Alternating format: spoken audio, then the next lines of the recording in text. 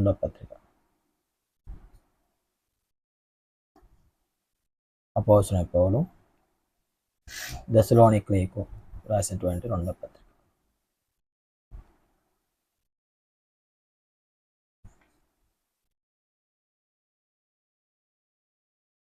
ఒకటో అధ్యాయము 1వ వచనం నుండి 2వ వచనం వరకు శుభాలు చెప్పాడు. మన తండ్రి అయిన దేవుని యందును ప్రభువైన యేసుక్రీస్తునందును ఉన్న దెస్సలోనికీయులకు సంఘమునకు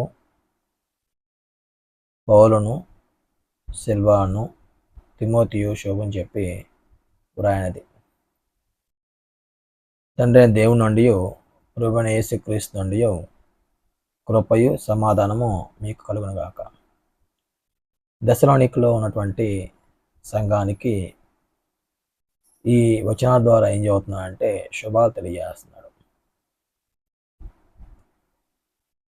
మన తండ్రి నుంచి యేసుక్రీస్తు నుండి మీకు శుభము అని చెప్పి మొదటి వచనం చెప్పాడు. రెండవ వచనం అంటే దేవుని నుండి ప్రభువైన యేసుక్రీస్తు నుండి కృపయు సమాధానము మీకు కలగాలి అని చెప్పాడు. మూడవ వచనము మనం చూసినప్పుడు పౌలు దేవునికి కృతజ్ఞతాస్తుతి చెల్లిస్తున్నాడు. దెస్సలోనికలో ఉన్నటువంటి సంఘాన్ని బట్టి పౌలు దేవునికి కృతజ్ఞతాస్తుతి చెల్లిస్తున్నాడు. ఈ వచన భాగం మనం చదివితే, సహోదరులారా, మేము ఎల్లప్పుడూ మిమ్మల్ని గూర్చి దేవునికి కృతజ్ఞతాస్తుతి చెల్లించుటకు బద్ధులమై ఉన్నాము. అంటే దెస్సలోనికలో ఉన్నటువంటి సంఘ సభ్యుల గురించి పౌలు దేవునికి ఏం చేస్తున్నాడు? కృతజ్ఞతాస్తుతులు చెల్లిస్తూ ఉన్నాడు. దానికి మేము బద్ధులము అంటున్నాడు. అంటే వీళ్ళు ఆత్మ సంబంధంగా మంచి ఉన్నతంగా జీవించేటువంటి సంఘం. ఈ సంఘానికి బట్టి లేదా ఈ సంఘాన్ని విషయమై పౌలు దేవునికి కృతజ్ఞత చెల్లించుటకు బద్ధుడు అని చెప్పి తెలియజేస్తున్నాడు. ఇది యుక్తమే. ఏలయంగా ఎందుకు మేము దేవునికి మిమ్మల్ని బట్టి ఎందుకు కృతజ్ఞత చెల్లిస్తున్నామంటే, ఎందుకంటే మీ విశ్వాసము బహుగా అభివృద్ధి పొందుతుంది. మొదటి కారణం ఏంది? విశ్వాసము అభివృద్ధి పొందటాన్ని బట్టి దేవునికి కృతజ్ఞత చెల్లిస్తున్నాడు. మీ అందరిలో ప్రతివాడును ఎటువాడిని ఎలా చూపు ప్రేమ విస్తరిస్తుంది. రెండో కారణం ఏంటంటే ఒక సహోదరుల మధ్య ప్రేమ అనేది విస్తరిస్తుంది. ఒకరినొకరు మీరు ప్రేమించుకునే విషయంలో, ఒకరినొకరు మీరు ఆదరించుకునే విషయంలో, ప్రోత్సహించుకునే విషయంలో మీరు విస్తరిస్తున్నారు. అందుని బట్టి నేను దేవునికి కృతజ్ఞత చెల్లిస్తున్నాను. ఇది యుక్తంగా నేను భావిస్తున్నాను అని పౌలు తెలియజేశాడు. అంటే ఇప్పుడు మనం దీన్ని బట్టి నేర్చుకున్న నీతి ఏంటి? మనము సంఘంలో ప్రతి సభ్యుడు కూడా విశ్వాసం అందు ఏం చేయాలి? అభివృద్ధి పొందాలి. విశ్వాసం విషయంలో అభివృద్ధి పొందుతూ ఉండాలి. రెండో విషయం ఏంటంటే, సంఘంలో ఉన్నటువంటి ప్రతి ఒక్క సభ్యుడు ఒకరి ఏళ్ళ ఒకరు ప్రేమను కలిగి ఉండాలి, ఆప్యాయత కలిగి ఉండాలి, మంచి ఒక కుటుంబంగా ఒకరినొకరు ప్రతి విషయంలో ప్రోత్సహించుకునేటువంటి పరిస్థితి ఉండాలన్నమాట. సంఘంలో ద్వేషించుకోవటము, కపటం కలిగి ఉండటము, ఈర్ష్య కలిగి ఉండటము, ఒకరంటే ఒకరు పడకపోవటము, ఐక్యత లేకపోవటము, భిన్నత్వం కలిగి ఉండటము, ఒకరు చేసే పని ఇంకొకరు నచ్చకపోవటము, ఇలాంటివన్నీ ఉండకూడదు. ప్రతిదాన్ని కూడా అందరూ కలిసి జాగ్రత్తగా చేసుకోవాలి సంఘంలో. కానీ ఈ దెస్సలోనికలో ఉన్నటువంటి సంఘము ఎలా ఉంది? ప్రేమ కలిగి ఉంది. ప్రతి విషయంలో కూడా విశ్వాసం ఉన్న అభివృద్ధి పొందడం మాత్రమే కాదు, ప్రేమ కలిగి ఉంది. అంటే ఒక వ్యక్తికి విశ్వాసంలో అభివృద్ధి ఎప్పుడు వస్తుంది? వాక్యం బాగా నేర్చుకుంటుంటే, వాక్యాన్ని బట్టి జీవితం బాగుంటుంటే విశ్వాస అభివృద్ధి చెందుతుంది. వాక్యం నేర్చుకోలేదనుకో ఏమవుతుంటుంది? విశ్వాసము సన్నగిలుతూ ఉంటుంది. అంటే ఈ దశలోనికలో ఉన్నటువంటి సంఘ సభ్యులు వాక్యం పట్ల ఆసక్తి గలవారు, వాక్యం నేర్చుకునే విషయంలో ఎప్పుడు కూడా బలంగా ముందుకెళ్ళేటువంటి ప్రజలు. అందుకే వీరి విశ్వాసం బాగా దృఢంగా ఉంది. అంత మాత్రం కాదు, ప్రేమలో కూడా వీరు ఒకరినొకరు ప్రోత్సహించుకునేటువంటి మంచి వాతావరణము పరిస్తుంది. 3వ వచనంలో ఏం తెలియజేస్తుంది అంటే దేవునికి పౌలు కృతజ్ఞత చెల్లించాడు. ఎందుని బట్టి అంటే వాళ్ళ విశ్వాసాన్ని బట్టి, వాళ్ళకున్నటువంటి ప్రేమను బట్టి దేవునికి కృతజ్ఞతాస్తుతులు చెల్లించాడు. 4వ వచనం కాడి నుంచి 5వ వచనం వరకు దేవుడి రాజ్యపు లేదా దేవుడి రాజ్యానికి ఎవరు యోగ్యులు? శ్రమలో సహించిన వారు యోగ్యులు అంటాడు పౌలు. అంటే ఈ 4వ వచనం నుండి 5వ వచనం వరకు తెలియజేయబడేటువంటి విషయం ఏంటంటే దేవుని రాజ్యానికి ఎవరు యోగ్యులు? శ్రమలని సహిస్తూ ఓపిక కలిగి ఉన్న వాళ్ళే యోగ్యులు అంటున్నాడు. మనం చూస్తే 4వ వచనం కాడి నుంచి మనం చదివినప్పుడు, అందువలన మీ హింసలన్నిటిలోనూ మీరు సహిస్తున్న శ్రమలలోనూ మీ ఓర్పును విశ్వాసం చూచి. పౌలు ఎక్కడ ఉన్నాడు? వీళ్ళు ఆత్మ సంబంధంగా ఎదుగుతున్నటువంటి విషయాన్ని పౌలు గమనిస్తూ ఉన్నాడు. ఏమంటున్నాడు? మీ హింసల్లో అంటే చాలా కఠినమైనటువంటి బాధలు, ఇబ్బందులు వచ్చినాయి వీళ్ళకి. మీ హింసల్లోనూ మీరు సహిస్తున్న శ్రమల్లోనూ, మీకు ఎదురేటువంటి శ్రమల్లో మీరు సహిస్తున్నారు. మీ ఓర్పును విశ్వాసాన్ని చూసి, అంటే ఈ హింసల్లోనూ శ్రమల్లో మీ ఓర్పు కలిగి ఉండటము, మీరు ఆ విశ్వాసాన్ని కొనసాగించడం అనేది మేము చూసి మేము దేవుని సంఘంలో మీ యందు అతిశయపడుచున్నాము అంటున్నాడు. అంటే దేవుని సంఘంలో ఏం చేస్తున్నారు వీళ్ళు? వీరు ఎక్కడికి వెళ్ళినా కానీ, ఎక్కడున్నా కానీ అతిశయపడుతున్నారు. ఎందుకంటే దశలోనికుల వాళ్ళు ఎన్నో హింసలు పొందుతున్నారు, ఎన్నో శ్రమలు పడుతున్నారు. కానీ వాళ్ళు మటుకు విశ్వాస విషయంలోనూ అలాగే ఓర్పు విషయంలోనూ మంచిగా ఉన్నారు అనేటువంటి ఆ అవగాహన, ఆ పరిస్థితిని బట్టి అన్ని సంఘాల్లో వాళ్ళు యందు ఏం చేస్తున్నారు? వీళ్ళు అతిశయపడుతున్నారు. అంటే దశలోనిక సంఘము ఎలా ఉంది? మాదిరిగా ఉందా? మాదిరి లేకుండా ఉందా? మాదిరిగా ఉంది. అంటే అతిశయపడే విధంగా ఉంది మాట. అంటే సంఘం ఎప్పుడైనా సరే అతిశయంగా, అంటే ఇతర సంఘాలకి మాదిరిగాను, ఇతర సంఘానికి ప్రయోజకరమైనటువంటి విషయాలు తెలియపరిచే సంఘంగాను ఉండగలగాలి. మాదిరి లేనటువంటి సంఘంగా ఉండకూడదు. దశలోనికలో ఉన్నటువంటి సంఘ సభ్యులు వారి ఆత్మీయ జీవితం బాగుంది, వారు ఏందో ఒకరినొకరు ప్రేమ కలిగి ఉండటం బాగుంది. అలాగే వారికి ఎన్నో హింసలు వచ్చినప్పటికీ, వారికి ఎన్నో శ్రమలు వచ్చినప్పటికీ వాళ్ళు సహిస్తూ ఓర్పుతో అట్టి విశ్వాసాన్ని, అట్టి ప్రేమను కొనసాగిస్తూ సంఘం ఆత్మీయంగా బలం పొందుతుంది. 5వ వచనం, దేని కొరకు మీరు శ్రమపడుచున్నారో ఆ దేవుని రాజ్యమునకు మీరు యోగ్యులని ఎంచబడి నిమిత్తము మీరిట్లు ఓర్చుకుంట దేవుని న్యాయమైన తీర్పునకు స్పష్టమైన సూచన ఉన్నది. దేవుడు న్యాయమైన తీర్పు తీరుస్తాడు. దేవుని యొక్క తీర్పులో ఎవరు తప్పించుకునేటువంటి అవకాశము లేదు.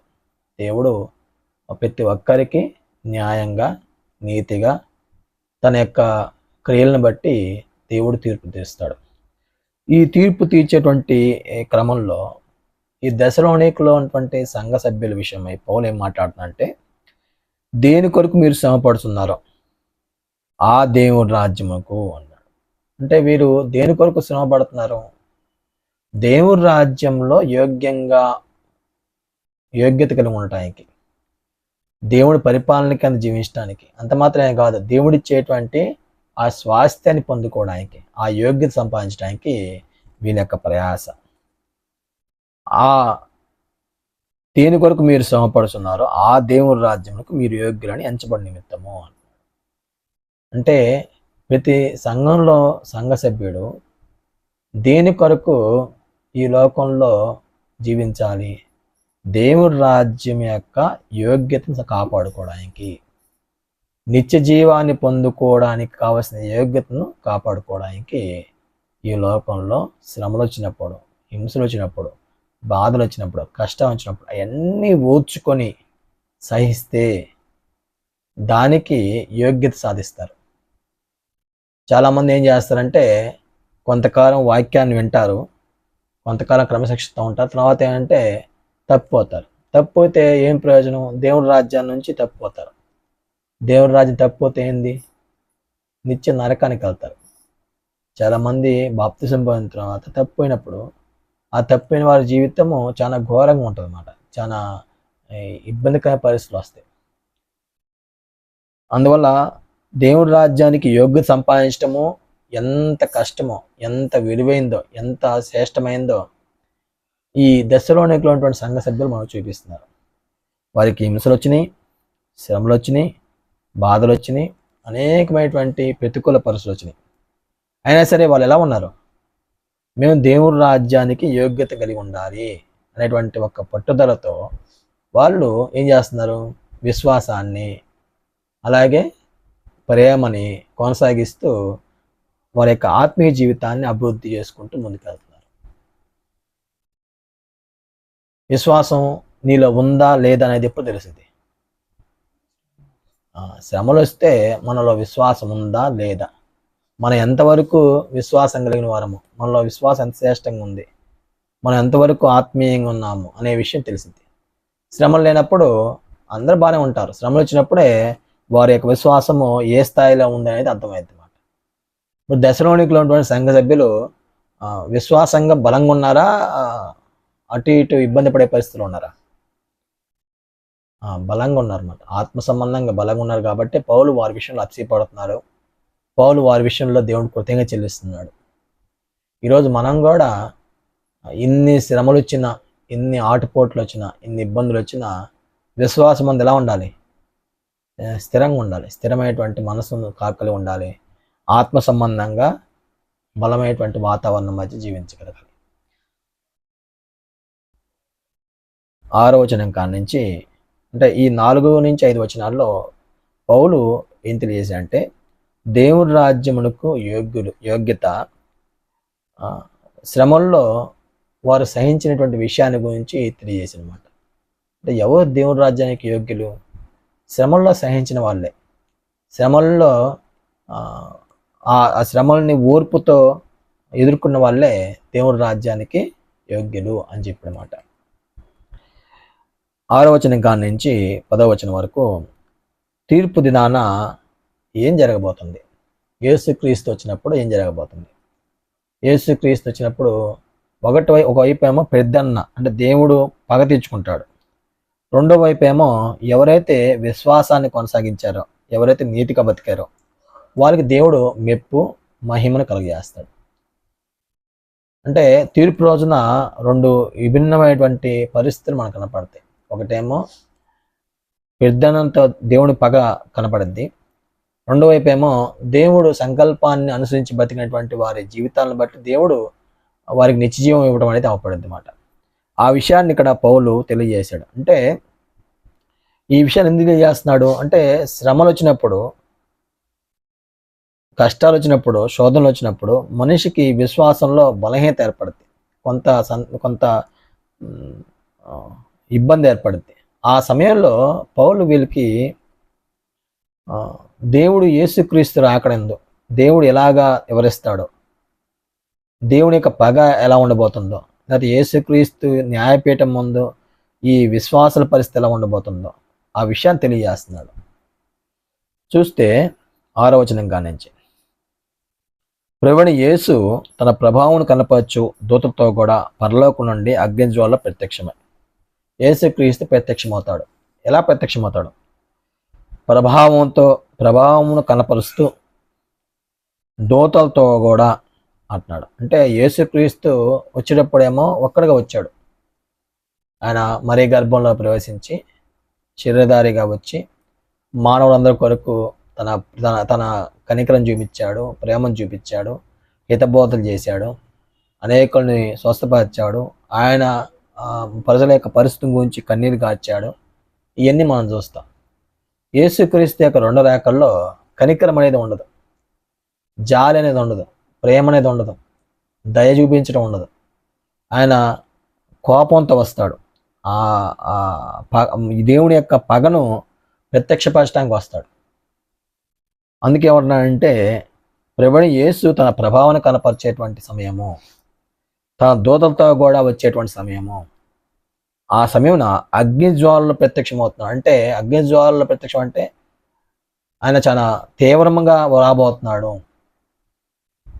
దేవుడి యొక్క పగను, దేవుని యొక్క ప్రతీకారాన్ని యేసు ప్రభు ద్వారా జరిగించేటువంటి కార్యక్రమం ఆ రోజు ప్రత్యక్షమైనప్పుడు దేవుణ్ణి ఎరగని వారికి, ఎవరైతే దేవుణ్ణి ఎరగలేదో మన ప్రభుని యేసుక్రీస్తు సువార్త లోబడిన వారికి ప్రత్యదరణ చేయనప్పుడు, అంటే దేవుణ్ణి ఎరగని వారు ఒకటి, దేవుని సువార్తకు లోబడిన వారు, రెండు వర్గాల గురించి చదువుతున్నాడు ఇక్కడ. అంటే అసలు దేవుణ్ణి ఎరగని వాళ్ళు, అంటే వీళ్ళు అసలు దేవుడి గురించి, దేవుణ్ణి ఎరగినటువంటి వాళ్ళు కాదు, అంటే అన్య విధానాల పద్ధతులు జీవించిన వాళ్ళు.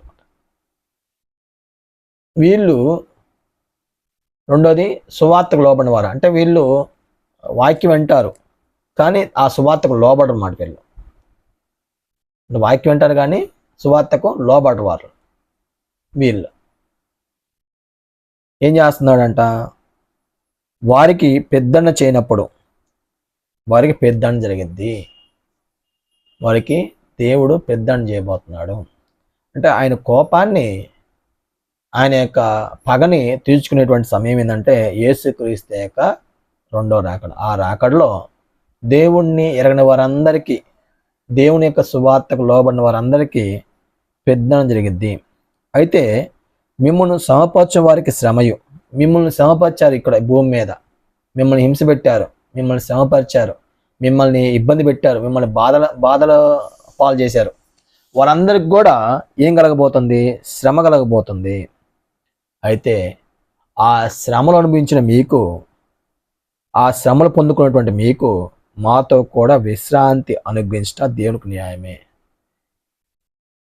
కాబట్టి ఆ శ్రమలు మీరు ఈ వాళ్ళేమో శ్రమ పెట్టారు, ఆ శ్రమలు మీరు ఓర్పుతో సహించారు, ఆ శ్రమలు మీరు ఓపికతో అంగీకరించారు, ఆ శ్రమల్లో మీరు విశ్వాసాన్ని కొనసాగించారు. కనుక మీకు మాతో విశ్రాంతి వస్తుంది, మేము విశ్రాంతిలో వెళ్తాము, మీకు కూడా ఆ విశ్రాంతిలో మీరు మాతో కూడా ప్రవేశించబోతున్నాడు. అంటే దేవుని పిల్లలకి ఏముంది, విశ్రాంతి అండి. ఈ లోకంలో కష్టాలు, బాధలు, ఇబ్బందులు, శోధనలు గుందేటువంటి మనకి దేవుడు యేసుక్రీస్తు యొక్క రాకడ సమయాన మనం బతుకుంటే యేసుక్రీస్తు రాకడ చూస్తాం, చనిపోతే యేసుక్రీస్తు ప్రభుని ఎదుర్కోవడానికి వెళ్తాం. ఆ రోజున మనందరికీ విశ్రాంతి, మనందరం కూడా పౌలుతో పాటు ఉండబోతున్నాం. అంటే పౌలు విశ్రాంతిలో ప్రవేశించాడు, మనం కూడా విశ్రాంతిలో ప్రవేశిస్తాము అనేటువంటి ఒక నిరీక్షణని వాళ్ళకి కలగజేస్తున్నాడు పౌలు. ఈరోజు మనం కలిగి ఉండవలసినటువంటి ఈ లేఖనం ద్వారా నీతి ఏంటంటే, మనకి ఈ లోకంలో ఎవరు శ్రమ పెడతారో, ఎవరిని ఇబ్బంది పెడతారో, ఎవరైతే మనల్ని బాధలకు గురి చేస్తారో వాళ్ళకి ఆ రోజున ఏం కలగబోతుంది, శ్రమ కలగబోతుంది, వారికి పెద్దన కలగబోతుంది. ఎవరైతే ఈ శ్రమలు ఓర్చుకొని నీతిని కాపాడుకుంటూ విశ్వాసాన్ని అభివృద్ధి చేసుకుంటూ ఇన్ని శ్రమలు వచ్చినా బాధలు వచ్చినా తట్టుకొని ఓర్చుకొని దేవుడి రాజ్యానికి యోగ్యత కలిగి బతకడానికి జీవించిన ప్రజలకేమో ఏం కలగబోతుందంటే విశ్రాంతి కలగబోతుంది. వాళ్ళకేమో పెద్దన్న, మనకేమో విశ్రాంతి. 9వ వచనంలో, ఆ దినమున తన పరిశుద్ధుల యందు మహింపరచబట్టుకును విశ్రించిన వారందరి యందు ప్రశంసబట్టుకును ప్రభు వచ్చినప్పుడు, ఆ దినాన ఎవరైతే ఈ శ్రమల్ని ఓర్చుకొని సహించి ఆత్మ సంబంధమైనటువంటి జీవితాన్ని కొనసాగించారో వాళ్ళకి మహిమ ఒకటి. 2, ఈ విశ్రించినటువంటి ఎవరైతే ఉన్నారో, అంటే దేవుని రాజ్య యోగ్యత కలిగినటువంటి ప్రజలైతే ఉన్నారో వారందరి ముందు ఈ ఆత్మ సంబంధంగా జీవించినటువంటి ప్రజలకి ప్రశంస జరగబోతుంది. ప్రశంస అంటే ఏంది, ఆత్మ సంబంధంగా ఉన్నతంగా బతికిన వాళ్ళకి చప్పట్లు, గౌరవార్థమైనటువంటి పరిస్థితి జరగబోతుంది. ప్రశంస అంటే ఏంది, గౌరవించటం, వాళ్ళని హెచ్చించటం. అంటే వారు భూమి మీద వారి జీవిత కాలంలో ప్రభు కొరకు ఎలా జీవించారు, ప్రభుని హత్తుకొని ఎలా బతికారు, ప్రభుని హత్తుకొని ఎలాంటి విశ్వాసాన్ని కొనసాగించారు, ఎలాంటి విశ్వాసాన్ని వాళ్ళు అన్నిటినీ కూడా సహిస్తూ ముందుకెళ్ళారు, అలాంటి ప్రజలకి, అంటే ఎంత ఉన్నతంగా విశ్వాసంగా బతికారో అలాంటి వాళ్ళకి అందరి మధ్య, అంటే పరిశుద్ధులందరి మధ్య దేవుడు ప్రశంస కలుగజేస్తాడు. ఇప్పుడు కాలేజీలో ఫస్ట్ వచ్చాడు, సెకండ్ వచ్చావు, ఏం చేస్తారు? స్కూల్లో మంచి మార్కులు వచ్చినాయి, ఏం చేస్తారు? అందరి ముందు ఏం చేస్తారు? పిలిచి, పలానా అబ్బాయి ఇన్ని మార్కులు వచ్చినాయి, ఇంత బాగా రాశాడు, ఇన్ని విషయాలు చక్కగా నేర్చుకున్నాడు అని అందరి ముందు ఏం చేస్తారంటే చప్పట్లు కొట్టిస్తారు. అప్పుడు ఆ వ్యక్తికి ఎలా ఉంటుంది? చాలా ఆనందంగా ఉంటుంది. అదే ఒక పెద్ద ఒక అదేమంటారు, ఒక స్టేడియంలో పెడితే, స్కూల్లో జరిగింది అది, ఒక స్టేడియంలో పెడితే అలాంటి ప్రశంస, అదే పరలోకంలో పెడితే ఆ ప్రశంస అంటే భూమి మీద కాదు, పరలోకంలో ఉండే ప్రశంస గొప్పది. ఈ భూమి మీద ఉండే ప్రశంసలు అన్నీ కూడా కొన్నాళ్ళకి చెదిరిపోతాయి. అవి ఇంకొకరు బీట్ చేయగలుగుతారు, కానీ పరలోకంలో ఉన్నటువంటి ప్రశంస అది ఉత్తమమైంది, శ్రేష్టమైంది. అందువల్ల పరలోకంలో దేవుడు ఇచ్చేటువంటి ప్రశంస కొరకు ఆత్మీయ విశ్వాసాన్ని కొనసాగించాలి. అంతేగాని మనుషుల మధ్య మనుషుల కొరకు మనం ప్రశంస అందుకోవాల్సినటువంటి అవస్థ లేదు. మనుషులకి యోగ్యంగా బతకాలంటే దేవునికి యోగ్యంగా బతకలేదు. ఎందుకంటే మనుషులకు యోగ్యంగా బతికేవాడు దేవునికి యోగ్యంగా బతకలేడు. దేవుడికి యోగ్యంగా బతికేవాడు మనుషుల్లో యోగ్యంగా ఉండేటువంటి అవకాశము ఉండదు. మనుషులు ఆశయించుకుంటారు, మనల్ని ఇబ్బంది పెడతారు, మనల్ని ఏదో రకంగా సమస్యలకు పాలు చేసేటువంటి పరిస్థితి వస్తుంది. కావున ఈ లోకంలో నీతి ఏంటంటే, మనం దేవుని రాజ్యములకు యోగ్యంగా బతకాలంటే మనుషుల్లో మనకి ఇబ్బందికరమైనటువంటి వాతావరణం ఏర్పడుద్ది, ఇబ్బందికరమైన పరిస్థితులు ఏర్పడతాయి. అయినా సరే తట్టుకొని జీవించేటువంటి వాతావరణం కావాలి. నాకు ఈ లోకంలో మనుషుల మధ్య యోగ్యత కావాలి, మనుషుల మధ్య ప్రశంస కావాలి, మనుషుల మధ్య నేను హ్యాపీగా ఉండాలి అనేటువంటి ఆలోచన కొంతమంది ఉంటుంది. అలాంటి వాళ్ళకి ఏంటంటే దేవుడి రాజ్యానికి యోగ్యులు కాలేరు. అందువల్ల దేవుడి రాజ్యం యోగ్యత కలిగి ఉండాలంటే మనుషుల ద్వారా సమస్యలు ఎదురవుతాయి. మనుషులకి యోగ్యంగా బతకాలంటే దేవుడి రాజ్యానికి దూరంగా వెళ్ళేటువంటి అవకాశం ఉంటుంది. అందుకే ఇక్కడ ఏమన్నాడంటే, ఆ దినమున తన పరిశుద్ధుల యందు మహింపరచబట్టుకును, విశ్వసించిన వారందరి యందు ప్రశంసబట్టుకును ప్రభు వచ్చినప్పుడు. ప్రభు వచ్చేది దేవుడి కుమారులకి ఒక మహిమ, దేవుడి కుమారులకి ప్రశంస కలుగజేసేటువంటి ఒక స్థితి. ఎట్టివారు ఎవరైతే సువార్తకు లోబడలేదో, ఎవరైతే దేవుడిని ఎరగలేరో, ఎవరైతే ఈ విశ్వాసాన్ని శ్రమపరిచారో అట్టివారు ఆయన సమ్ముఖం నుండి, ఆయన ప్రభావం నుండి, మహిమ నుండి ప్రాలదోలబడి అంటున్నారు. అంటే దేవుని మహిమ నుండి, దేవుని యొక్క ప్రభావం నుండి, దేవుని యొక్క సమ్ముఖం నుండి ప్రాలదోలబడతారు. అంటే నెట్టివేయబడతారు, దూరంగా నెట్టివేయబడతారు. నిత్య నాశనమును దండ పొందుదురు. నిత్య నరకము, నిత్య దండన, అది ఒకరోజు 2 రోజులు కాదు, యుగయుగాలు ఉండేటువంటి ఒక పెద్దండానికి వారు గౌరవబోతున్నారు. అంటే ఎవరైతే సువార్తను ఎరక్కుంటారో, దేవుని ఎరక్కుంటారో, సువార్తకు లోబడుకుంటారో, ఎవరైతే ఈ విశ్వాసాన్ని శ్రమపరిచే వాళ్ళు ఉంటారో, విశ్వాసాలను ఇబ్బంది పెట్టే వాళ్ళు ఉంటారో, హింసకు గురి చేసే వాళ్ళు ఉంటారో, వారందరికీ దేవుడు మహిమ నుండి, తన సముఖం నుండి పారదోలి నిత్య దండను అనగా నిత్య పెద్దండనకు వాళ్ళని అప్పగించబోతున్నాడు. ఈ మాట విన్నప్పుడు దశలోనికులో ఉన్నటువంటి సంఘ సభ్యులు ఎలా ఎలా వివరిస్తారు? ఈ మాట చదువుకున్న తర్వాత, ఈ మాట వాళ్ళు విన్న తర్వాత ఎలా ఆలోచిస్తారు? వాళ్ళు విశ్వాసం బలపడిద్దా, ఇంకా డౌన్ అయిద్దా? బలపడి, దేవుడు మాకు మహిమైపోతాడా, దేవుడు మాకు ప్రశంసైపోతాడా, దేవుడు పరిశుద్ధులందరి మధ్య మమ్మల్ని మెచ్చుకుంటాడా మా విశ్వాసాన్ని బట్టి, మేము ఇన్ని శ్రమల్లో మమ్మల్ని మేము సహించిన దాన్ని బట్టి మెచ్చుకుంటాడా అన్నప్పుడు వాళ్ళు ఇంకా బలం పొందుకుంటారు. అంటే సంఘము ఆత్మీయంగా ఎదగటానికి ప్రతి క్షణము మనకు ఉండవలసినటువంటి బోధ ఏంటంటే, మనం మహిమ ఉంది, మనకు ప్రశంస ఉంది, మనం ఏ విషయం కంగారు పడవలేదు, మనకెదిరే సమస్యలు మనం దుఃఖపడవలేదు. మనకి ఆదరించి దేవుడు ఉన్నాడు, మనల్ని కాపాడుతాడు, మనకి విశ్రాంతి ఇవ్వబోతున్నాడు, మన శ్రమల్లో ఓర్చుకుంటే ఆ ఫలం మనకు ఉంది అనే విషయాన్ని చెప్పేటువంటి ఒక వ్యక్తి కావాలి. అప్పుడు వాళ్ళు ధైర్యంగా ఆత్మీయంగా ఎదుగుతారు.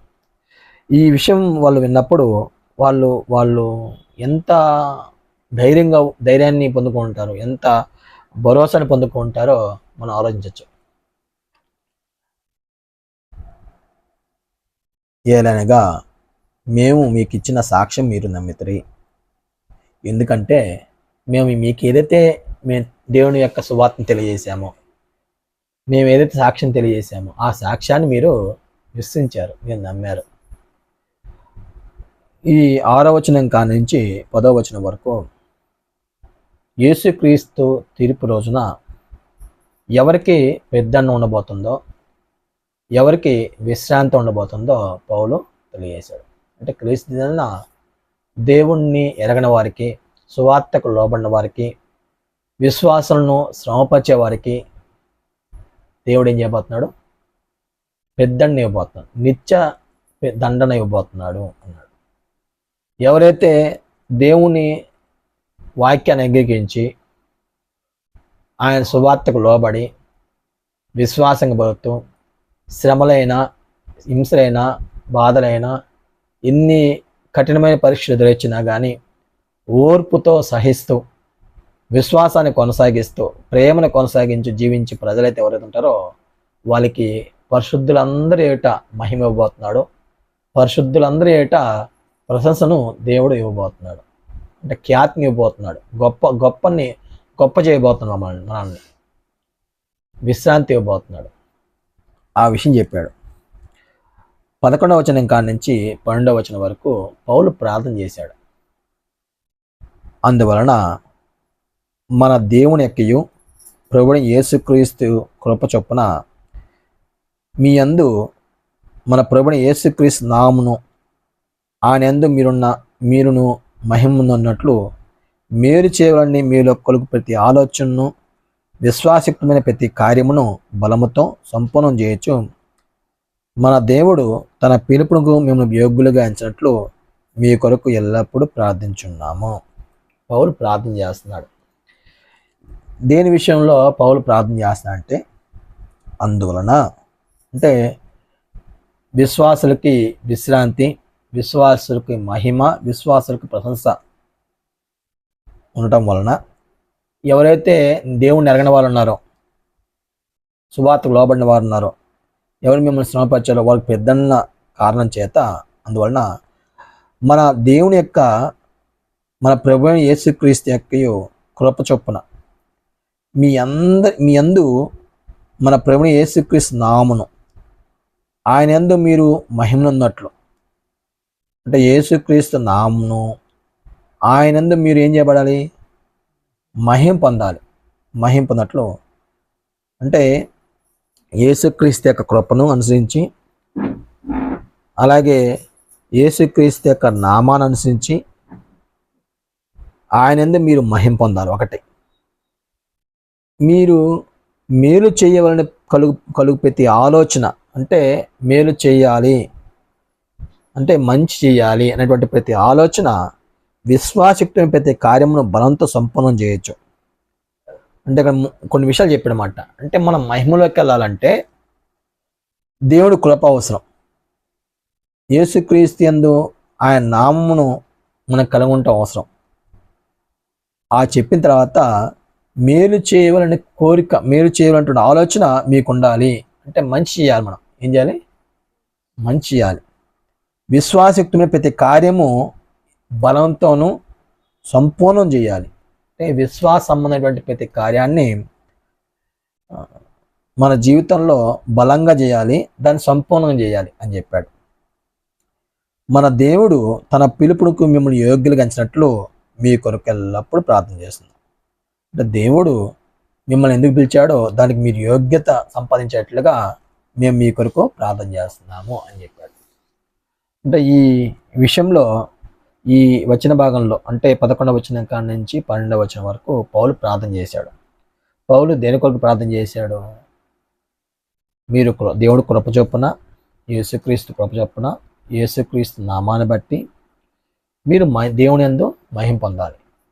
మహిమ పొందుటకు మహిమ పొందట్లు మీరు ఏం చేయాలంటే మేలు చెయ్యండి అని చెప్పాడు. ఏం చేయాలి? మేలు చేయండి అని చెప్పాడు. 2, విశ్వాసయుక్తమైనటువంటి ప్రతి కార్యమును బలంతో సంపూర్ణం చేయండి అని చెప్పాడు. 3, దేవుని పిలుపునకు యోగ్యంగా బతకండి అని చెప్పాడు. దేవుని పిలుపుకు మీరు యోగ్యంగా బతకండి, అలా ఎంచినట్లు మీరు జీవించండి అని చెప్పాడు. ఈరోజు మనం కూడా మేలు చేయాలన్నటువంటి ప్రతి ఆలోచన మనకు కలిగి ఉండాలి. ఎలా ఉండాలి? మేలు చేయాలి, మంచి చేయాలి, కానీ చెడు చేయకూడదు. మంచే చేయాలి, మంచిదే చేస్తూ జీవించాలి. అలా మంచి చేస్తూ ఉండగా మనలో ఎలాంటి జీవితం కొనసాగిద్ది? మంచి జీవితం కొనసాగిద్ది. చెడు చేసామనుకో ఏం కొనసాగిద్ది? చెడు జీవితం కొనసాగిద్ది. కాబట్టి మంచి చేస్తూ మంచినే అభ్యాసం చేసుకోవాలి. 2, విశ్వాసయుక్తమైనటువంటి ప్రతి కార్యాన్ని బలంతో చేయాలి, దాన్ని సంపూర్ణం చేయాలి. కొంతమంది చేస్తారు, కార్యం మొదలు పెడతారు కానీ దాన్ని ఏం చేయలేరు? సంపూర్ణం చేయలేరు, మధ్యలో ఆపేస్తారు. కాబట్టి విశ్వాస సంబంధమైనటువంటి విషయాల్లో ఎలా ఉండాలంటే ఏం చేయాలి? సంపూర్ణం చేయాలి, దాన్ని పూర్తి చేయాలన్నమాట. దాన్ని కొనసాగించి, అంతేగాని మధ్యలో ఏం చేయకూడదు? ఆపేయకూడదు. ఆత్మ సంబంధంగా జీవించేటువంటి క్రమంలో, విశ్వాసయుక్తంగా జీవించే క్రమంలో బలంతోనూ దాన్ని సంపూర్ణం చేయాలి. 3 విషయం చెప్పాడంటే దేవుడు మిమ్మల్ని పిలిచాడు, ఆ పిలుపుకి మీరు యోగ్యత సంపాదించండి, యోగ్యత కలిగి జీవించేట్లుగా మీరు జీవించండి అని చెప్పాడు. అందుకొరకు మీ కొరకు ప్రార్థన చేస్తున్నాను అని చెప్పాడు. 1వ వచనం అంటే 1వ అధ్యాయం అంతట్లో 1 నుండి 2 వచనాల్లో శుభాలు తెలియజేశాడు. 3వ వచనంలో దేవుడికి కృతజ్ఞతాస్సు చెల్లించాడు. దశలోన సంఘం గురించి దేవుడు కృతజ్ఞత చెల్లించాడు. 4 నుంచి 5 వచనాల్లో దేవుడి రాజ్యానికి ఎవరు యోగ్యులు? శ్రమల్లో సహించిన వాళ్ళే యోగ్యులు అని చెప్పాడు. 6వ వచనం కాడి నుంచి 10వ వచనం వరకు క్రీస్తు తీర్పు రోజున లేదా క్రీస్తు తీర్పు దినాన ఈ అవిశ్వాసులకి పెద్దనం జరుగుద్ది, విశ్వాసులకి విశ్రాంతి దేవుడు అనుగ్రహించబోతున్నాడు. 11వ వచనం కాడి నుంచి 12వ వచనం వరకు పౌలు ప్రార్థన చేశాడు. 2వ అధ్యాయం మనం చదువుకున్నప్పుడు 2వ అధ్యాయం 1వ వచనం కాడి నుంచి 2వ వచనం వరకు ఏం చెప్పాడంటే ప్రభు రాకడ గురించి మీరు చంచల మనసు కలిగి ఉండొద్దు అని చెప్పాడు. అంటే ప్రభు రాకడ గురించి ఎవరేం చెప్పినా నమ్మొద్దు అని చెప్పాడు. ఎవరేం చెప్పినా మీరు అలా అటువైపు వెళ్ళొద్దు అని చెప్పాడు. ఏంటంట? సహోదరులారా, ప్రభు దినం ఇప్పుడే వచ్చినట్లుగా ఆత్మ వల్లనేను, మాట వల్లనేను, మా యొద్ద నుండి వచ్చిందని చెప్పిన పత్రిక వల్లనేను ఎవడైనా చెప్పినట్లా మీరు త్వరపడి చంచల మనస్కులు కాకుండా వలనియు, బెదరకుండా వలనియు, మన ప్రభుని యేసుక్రీస్తు రాకడ బట్టి మనము ఆయన యొద్ద కూడుకొని బట్టి మిమ్మల్ని వేడుకొంచున్నాము. మీరు చంచల మనసు కావద్దు అని చెప్పాడు. ఎందుకు చంచల మనసు కావద్దు?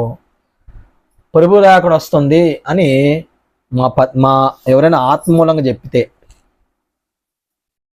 1 మాట వలన చెబితే, 2 మా యొద్ద నుంచి వచ్చిన ఒక పత్రిక వల్ల చెబితే, 3 మీరు చంచల మనసు కావద్దు. అంటే ప్రభు రాకడ వస్తుంది అని ఎవరు చెప్పినా కానీ మీరు నమ్మొద్దు, మీరు భయపడద్దు, మీరు గందరగోళం అవ్వద్దు, మీరు బెదరకొండవలనియు, మన ప్రభు యేసుక్రీస్తు రాకడ బట్టి ఆయన యొద్ద కూడుకొని బట్టి మిమ్మల్ని మేము వేడుకుంటున్నాము. అంటే ప్రభు రాకడ గురించి ఎవరైనా భిన్నమైనటువంటి విషయాలు మీకు తెలియజేస్తే, ఇది ఎప్పుడు వస్తుంది, రేపు వస్తుంది, ఇదిగో ఇంకా కొన్నాళ్ళు పోతే ఈ సంవత్సరం అంతంలో యేసుక్రీస్తు రాకడ వస్తుంది, ఇలా చెప్పారనుకో, దాని విషయంలో మీరు ఏమాత్రం కంగారు పడద్దు అని చెబుతారు. మరి ప్రభు రాకడ ఎప్పుడు వచ్చింది? ప్రభు రాకడ ఏ పరిస్థితిలో, ఏ సమయంలో ప్రభు రాకడకు సూచనలు ఏంటి? యేసు ప్రభు వచ్చేటప్పుడు ఎలాంటి సూచనలు జరుగుతాయి, ఎలాంటి పరిస్థితులు ఉండబోతాయి అంటే ఆ విషయాన్ని గురించి మాట్లాడుతున్నాడు. 3వ వచనం కాడి నుంచి 7వ వచనం వరకు ప్రభు రాకడకు గల సూచన లేదా ఆ పరిస్థితులు ఎలా ఉంటాయో చూస్తున్నాం అనమాట. మొదట భ్రష్టత్వం సంభవించి నాశన పాత్రుడగు పాపురుషుడు బయలుపరిస్తేనే కానీ ఆ దినం రాదు. అంటే ప్రభు రాకడ ఎప్పుడు వస్తుందంటే భ్రష్టత్వం సంభవించాలి. అంటే ప్రపంచంలో అందరూ కూడా భ్రష్టులు అవ్వాలి, అంటే హీనమైనటువంటి స్థితికి వెళ్ళిపోవాలన్నమాట. సాతాను లోకంలో ఎక్కువ ప్రజల్ని మోసం చేసి దేవుడి రాజ్యాన్ని నుంచి దూరం చేయటం, దేవుడి కుమారత్వం నుంచి దూరం చేయటం, దేవుని యొక్క నీతి నుంచి దూరం చేయటం జరిగేటువంటి ఒక పరిస్థితి ఉంటుంది. భ్రష్టత్వం సంభవించాలి, నాశన పాత్రులకు పాపురుషుడు బయలుపరచబడాలి. ఆ దినం రాదు. ఏది దేవుడనబడినో, ఏది పూజింపదగనో దాని అంతటిని ఎదిరించు, అంటే దేవుణ్ణి ఎదిరించేటువంటి పరిస్థితి. దాని అంతటికి పైగా వాడంటే వాడా సాతాను తాను హెచ్చించుకొంచు, తాను దేవుడిని తాను కనపరుచుకొంచు, దేవుని ఆలయంలో కూర్చున్నాడు కనుక ఏ విధంగానైనా ఎవడు మిమ్మల్ని మోసపరచనీయకుడి అంటున్నాడు. అంటే ఈ సాతాను ఏ స్థాయికి వెళ్తాడంటే నేనే దేవుణ్ణి, నేనే ఇవన్నీ సృష్టించాను, నా ద్వారా ఏం జరిగినాయి అని దేవుడి కంటే తాను హెచ్చించుకునేటువంటి ఒక స్థాయికి వెళ్తాడు. ఆ స్థాయిన ఏ దేవుడు అనబడిద్దో, ఏది పూజింపబడిద్దో అంతటికంటే గొప్పవాడయ్యేటువంటి ఒక పరిస్థితి ఉంటుంది అన్నమాట. అప్పుడు ఆ దినం రాదు అని చెప్తున్నాడు. 5వ వచనం, నేను ఇంకనూ మీ యొద్ద ఉన్నప్పుడు ఈ సంగతులు మీతో చెప్పేది మీకు జ్ఞాపకం లేదా? అంటే పౌలు దెస్సలోనికలో అటువంటి ప్రాంతంలో సువార్త పరిచయం చేసినప్పుడు అక్కడ యేసుక్రీస్తు రాకడ సమయాన గురించి చంచల మనసు కావద్దని, లేదా ఆ అబద్ధ బోధ గురించి కానీ, లేదా ఆ అబద్ధ ప్రకటన గురించి కానీ కొన్ని విషయాలు చెప్పాడు. అవన్నీ మీకు జ్ఞాపకం లేదా, అవన్నీ మీకు తెలియజేశాను కదా అని చెప్పేసి పౌలు వారికి ఈ విషయాలు జ్ఞాపకం చేస్తున్నాడు. కాగా 6వ వచనం, వాడు తన సొంత కాలమందు బయలుపరచబడవని వానికి అడ్డంగించినది ఏదో అది మీరెరుగుదురు. ధర్మ విరోధ సంబంధమైన మర్మం ఇప్పటికే క్రియ చేయుచున్నది, కానీ ఇది వరకు అడ్డగించువాడు మధ్య నుండి తీసివేయబడు వరకే అడ్డగించును. 3వ వచనం కాడి నుంచి 7వ వచనం వరకు సాతాను ఒక ధర్మ విరోధిగాను, దేవుణ్ణి కంటే తాను హెచ్చించుకునేవాడిగాను, భ్రష్టత్వం సంభవించేటువంటి పరిస్థితిని ఏర్పాటు చేసిన వాడుగాను మనకు కనపడుతున్నాడు. ఇలాంటి పరిస్థితుల మధ్య, ఇలాంటి వాతావరణం మధ్య యేసుక్రీస్తు రాకడ సంభవించింది అని చెప్పేసి పౌలు తెలియజేస్తున్నాడు. ఈ సమయం వచ్చింది, ఆ సమయం యేసుక్రీస్తు రాకడ వచ్చింది అని చెప్తున్నాడు. యేసుక్రీస్తు ఈ సాతాన్ని నాశనం చేసేటువంటి ఒక దినము క్రీస్తు రాకడ. ఆ క్రీస్తు ప్రభు వచ్చినప్పుడు యేసు ప్రభు సాతాను విషయంలో వ్యవహరించేటువంటి విధానం గురించి 8వ వచనం చదువుతున్నాడు. 8వ వచనం అంటే, అప్పుడు ఆ ధర్మ విరోధి బయలుపరచబడను. ప్రభుని యేసు తన నోటి ఊపిరి చేత వాణ్ణి సంహరించి ఏం చేస్తాడంట? ప్రభుని యేసు తన నోటి ఊపిరి చేత వాణ్ణి ఏం చేస్తాడంట? సంహరించి, అంటే సాతాను సంహరించి తన ఆగమన ప్రకాశం చేత నాశనం చేయను. యేసుక్రీస్తు రాకడలో ఈ సాతాను, ఈ ధర్మ విరోధిని, ఈ భ్రష్టత్వానికి మూల పురుషైనటువంటి ఈ వ్యక్తిని మొదట నాశనం చేస్తాడు. సాతాను యొక్క పని ఏంటంటే వీన్ని నాశనం చేయటం. ఒకటి. 9వ వచనం, నశించు వారు తాము రక్షింబట్టుకై సత్య విషయం ప్రేమ అవలంబంగా పోయిరి. అంటే ఈ నశించేటువంటి వాళ్ళు ఎవరంటే రక్షింపబడటానికి ప్రయత్నం చేయని వాళ్ళు. అంటే వాళ్ళు ఎప్పుడు కూడా ఈ రక్షణ గురించి ప్రయత్నించకుండా, ఈ రక్షణ గురించి ఆలోచించకుండా జీవితాన్ని వృధా చేసుకునే వాళ్ళు, వ్యర్థం చేసుకునే వాళ్ళు. ఆ ప్రేమను కనుక వారి రాక అబద్ధ విషయమైన సమస్త బలంతోనూ, నానా విధమైన సూచక్రియలతోనూ, మహత్కారంతోనూ, దుర్నీతిని పుట్టించు సమస్త మోసంతోనూ నశించున్న వారిలో సాతాను కనపరచు బలము అనుసరించి ఉండును. అంటే ఈ సాతాను సూచక్రియలు చేస్తాడు, మహత్కారాలు చేస్తాడు, అబద్ధ విషయమైన సమస్త బలాన్ని చూపిస్తాడు. అయితే ఈ ఈ బలాన్ని, ఈ సూచక్రియల్ని, ఈ మాత్కారాల్ని ఈ నశించేవారు నమ్మేస్తారు. ఈ నశించేవారు నమ్మేస్తారు. అంటే సత్యాన్ని మీరు అవలంబించరు, సత్యాన్ని నేర్చుకోరు. వీళ్ళు అబద్ధాన్ని నమ్మేస్తారు. 10వ వచనం ఏమంటున్నా అంటే, దుర్నీతిని పుట్టించు సమస్తమైన మోసంతోను నశించిన వారితో సాతాను కనపరచు బలము అనుసరించి ఉన్ను. 11వ వచనం, ఇందుచేత సత్యము నమ్మక దుర్నీతి యందు అభిలాష గల వారందరూ, అంటే సత్యాన్ని నమ్మేవాళ్ళు కొద్దిమందే, దుర్నీతి యందు అభిలాష గలవారు ఎక్కువ మంది. ఆ దుర్నీతి యందు అభిలాష గల వారందరూ శిక్షావిధి పొందుటకై, ఆ శిక్షను పొందుటకై అబద్ధము నమ్మునట్లు మోసం చేయు శక్తిని దేవుడు వారికి పంపుచున్నాడు. ఈ అబద్ధ బోధకులు, ఈ అబద్ధాన్ని ప్రణించే వాళ్ళందరూ కూడా సాతాను యొక్క అనుచరులు. వీళ్ళు నశించిపోయేవాళ్ళు. వీళ్ళు నశించిపోవడం మాత్రమే కాకుండా వీళ్ళు యేసుక్రీస్తు నామాన్ని బట్టి అద్భుతాలు చేయటము, యేసుక్రీస్తు నామాన్ని బట్టి సూచక్రియలు చేయటము, యేసుక్రీస్తు నామాన్ని బట్టి మోసం చేయటము వీళ్ళ యొక్క పని. వీళ్ళు ఏం చేస్తారు? సత్యాన్ని నమ్మక దుర్నీతి యందు అభిలాష గలమైనటువంటి ప్రజలు వీళ్ళు. వీళ్ళకి ఈ మోసం చేసేటువంటి శక్తిని, ఈ అబద్ధం అనే మోసం శక్తిని ఎవరు పంపిస్తున్నారంట? దేవుడే వారికి పంపుతున్నాడు అన్నాడు. ఏం చేస్తున్నాడు? దేవుడే వారికి పంపుతున్నాడు. అంటే ఇంత ప్రతికూల పరిస్థితుల మధ్య ఆత్మ సంబంధంగా ఎదగటం అనేది ఎంత కష్టం ఆలోచించండి. ఒక క్రీస్తు సంఘ సభ్యుడుగా అబద్ధ బోధల నుండి, సాతాన్ నుండి, ప్రజల నుండి, సమాజం నుండి, లేదా అబద్ధ సంబంధమైనటువంటి సాతాన్ యొక్క పరిస్థితి నుంచి మనము ఆత్మ సంబంధంగా ఎదగటానికి ఎన్ని దాటుకొని క్రీస్తు నిలబడాలో మనం ఆలోచించాలి. దేవుని ఎరగని వాళ్ళు ఉన్నారు, సువార్తకు లోబడిన వారు ఉన్నారు, శ్రమపరిచే వాళ్ళు ఉన్నారు, సాతాను యొక్క అనుచరులు అబద్ధ ప్రవర్తలు ఉన్నారు, సాతాను ఉన్నాడు, వాడి దోతలు ఉన్నారు. అలాగే దేవునికి దుర్నీతికి లోబడే, దుర్నీతిని అభిలాష గల వాడిని అందరూ కూడా వీళ్ళని ఎదిరించాలి. వీళ్ళని ఎదిరిస్తూ మా జీవితాన్ని కొనసాగించాలి. ఈ పరిస్థితుల మధ్య, ఈ వాతావరణం మధ్య మనం క్రీస్తులో నిలబడటము, క్రీస్తులో ఆ సత్యానికి లోబడి బ్రతకటం అనేది ఎంత కీలకమైన పరిస్థితి. అంటే ఒక వ్యక్తి ఆత్మ సంబంధంగా బతకడం అనేది ఎన్ని ప్రతికూల పరిస్థితుల మధ్య, ఇంత ప్రతికూల వాతావరణం మధ్య జీవించే పరిస్థితి ఉందో చూడండి. అంటే చిన్న విషయం కాదు ఒక వ్యక్తి ఆత్మీయంగా బతకటం అంటే. సాతాను ఉన్నాడు, వాడి దోతలు ఉన్నాడు. అంటే ఈ అబద్ధ ప్రవర్తలు కానీ, అబద్ధ బోధకులు కానీ, ఈ దేవుని స్వార్థ లోబడిన వారు కానీ, దేవుణ్ణి అంగీకరించిన వారు కానీ, వీళ్ళందరూ కూడా మనకు ప్రతికూల వాతావరణం క్రియేట్ చేసేవాళ్ళు. అలాంటి ప్రజల మధ్య మనం జీవిస్తున్నాం.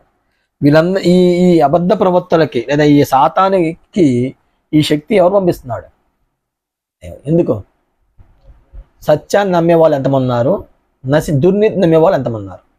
దుర్నీతి పట్ల అభిలాష గల వాళ్ళు ఎంతమంది ఉన్నారు? దేవుడు పరీక్ష పెడుతుంది అన్నమాట. సత్యం అనేది ఈ సూచక్రియలతోనూ మహత్కార్యాలతో ఉండేది కాదు. అబద్ధం అనేది ఈ సూచక్రియలతోనూ మహత్కార్యాలతోనూ మోసంతోనూ ప్రజల్ని దేవుని మార్గం నుంచి తప్పించేటువంటి పరిస్థితిలోనూ, సంకల్పం గురించి తెలియకుండా నేర్పించే వాతావరణం మధ్య ఉండేటువంటి పరిస్థితి. ఇలాంటి పరిస్థితి నుంచి సత్యం మాత్రమే నమ్ముకుని జీవించే వాళ్ళు ఎంతమంది ఉంటారు? దుర్నీతికి అభిలాష గల వారు ఎంతమంది ఉంటారని దేవుడే వాళ్ళని మనందరి విషయంలో, మనందరికి పరీక్ష మాట ఇది. విశ్వాసంలో పరీక్ష. సత్యాన్ని ఎంతమంది నమ్ముతారో అబద్ధం వైపు ఎంతమంది వెళ్తారు. దేవుడే అబద్ధాన్ని నమ్మునట్లు మోసం చేయే శక్తిని వారికి పంపుతున్నాడు. ఈ 2వ అధ్యాయం 1వ వచనం కాడి నుంచి 12వ వచనం వరకు మీరు రాకడ గురించి చంచల మనసు కావద్దని చెప్పాడు. ప్రభు రాకడకు సూచన అని చెప్పాడు. సాతాన్ని యేసు ప్రభు తన ఆగమన ప్రకాశం నాశనం చేస్తని చెప్పాడు. సత్యం నమ్మక దుర్నీతి నమ్మేటువంటి వారి విషయమై ఎలాంటి పరిస్థితి ఉండబోతుంది అనే విషయాన్ని కూడా పౌలు తెలియజేశాడు. 13వ వచనంలో ఏం చెప్పాడంటే దేవుడికి కృతజ్ఞత తెలియజేస్తుంది పౌలు. అంటే పౌలు దేవునికి కృతజ్ఞతాస్తు చెల్లిస్తున్నాడు. ఎందుకు అంటే ప్రభు వలన ప్రేమపడిన సహోదరులారా, అంటే ప్రభు వలన మీరు ప్రేమపడ్డారు. అంటే ప్రభు వల్ల ప్రేమపడటం అంటే దేవుడు అందరిని ప్రేమిస్తాడు. మరి వీళ్ళైన విషయం ఏంది?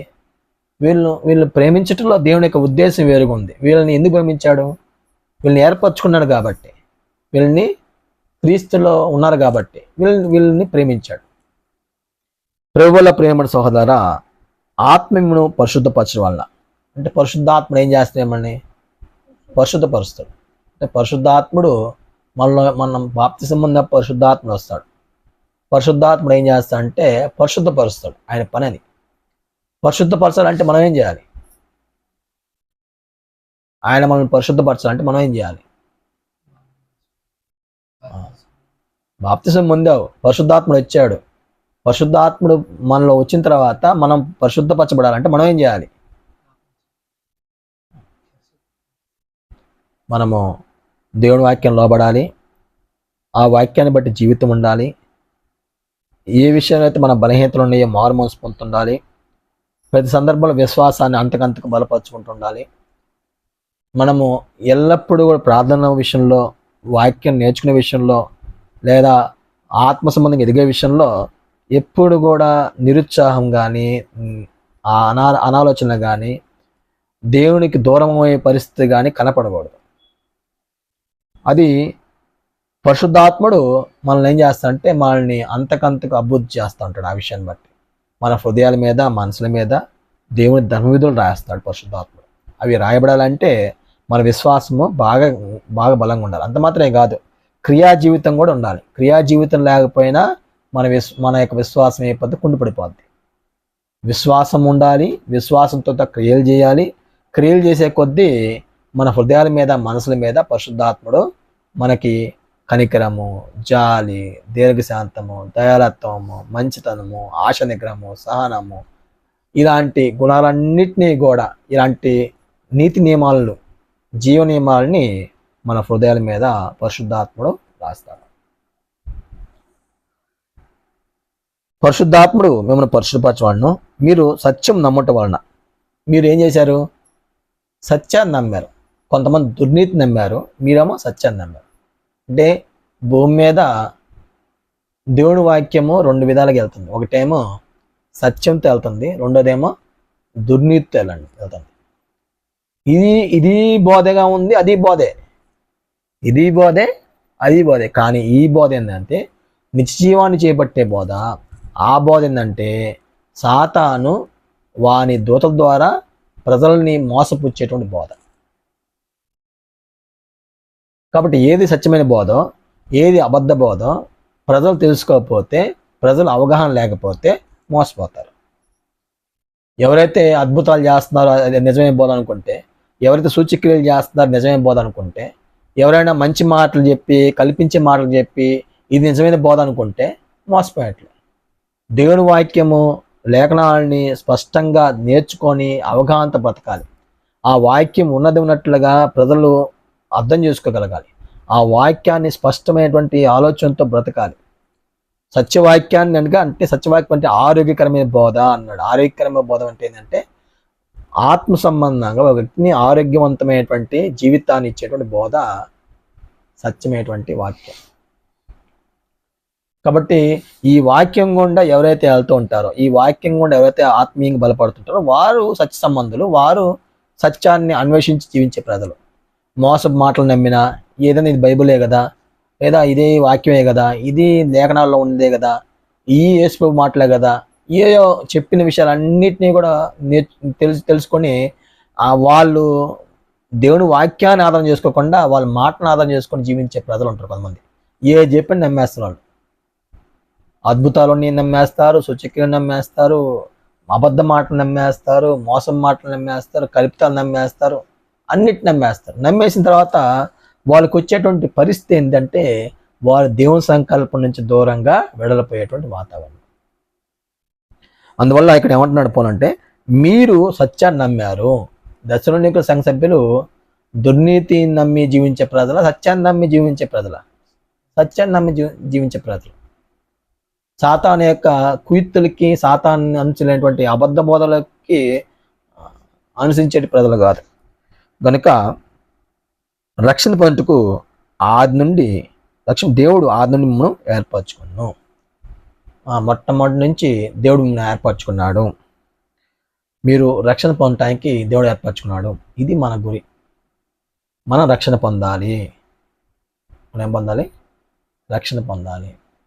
ఆ రక్షణ పొందడానికి అంటే ఆత్మరక్షణ పొందాలి. దేవుడి చేత మనం ఏర్పరచబడ్డాం. కనుక మేము మిమ్మల్ని బట్టి ఎల్లప్పుడు దేవుడికి కృతజ్ఞతాస్తుతులు చెల్లించబద్దులేమన్నాం. దేవుడు కృతజ్ఞతాస్తు పౌలు చెల్లిస్తున్నాడు. 13వ వచనంలో దేవుడికి కృతజ్ఞతాస్తు చెల్లిస్తున్నాడు. ఎందుకు?